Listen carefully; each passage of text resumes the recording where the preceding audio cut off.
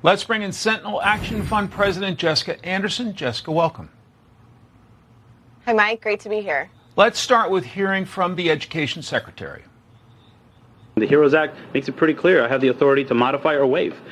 The Supreme Court saw it differently. We're moving forward in another path, and we're going to put the best legal argument forward to provide relief for borrowers. That's our focus, and we're not going to stay off of that. This is clearly a do-over by the Biden administration. Will the courts allow it?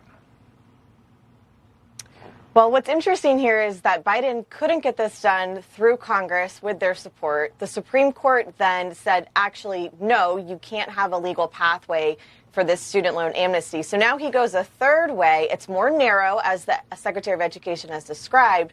But I don't think it'll actually hold up when you look at what the justice has said on his original claim. This is an unlawful attempt, and it's clear political pardoning for these voters that he's trying to sway and court in the lead up to the presidentials next year. In a paper statement, President Biden said, quote, Republican lawmakers who had no problem with the government forgiving millions of dollars of their own business loans have tried everything they can to stop me from providing relief to hardworking Americans. To be clear, though, Congress has the power of the purse. Otherwise, every president would fund their own priorities, right? Yeah. That's exactly right. Congress has the authority here to have provided relief. It's choosing not to because it's recognizing that so many hardworking Americans actually work hard to pay off their loans. They take a second job. Maybe they don't take the loan in the first place. Their families sacrifice for those decisions. And Americans know that hard work and grit is what makes America possible. And so the political partisanship of this is just incredibly disappointing for the president to yet again go around the law to advance his left-wing agenda. Let's take a look at the numbers. The old plan stopped by the Supreme Court was expected to impact 37 million borrowers with an estimated price tag of $400 billion.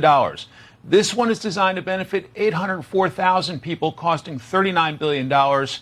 Isn't that still significant taxpayer money?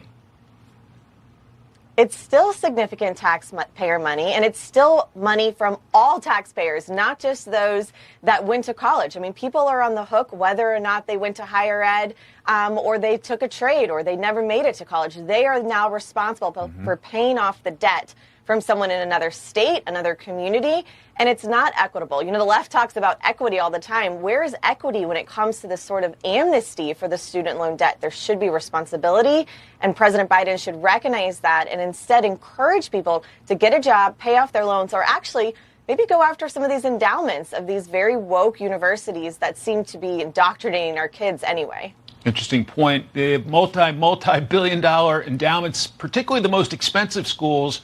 So one would think going after them might be a way to provide relief to lots and lots of worthwhile students. Jessica Anderson, thanks so much for your time.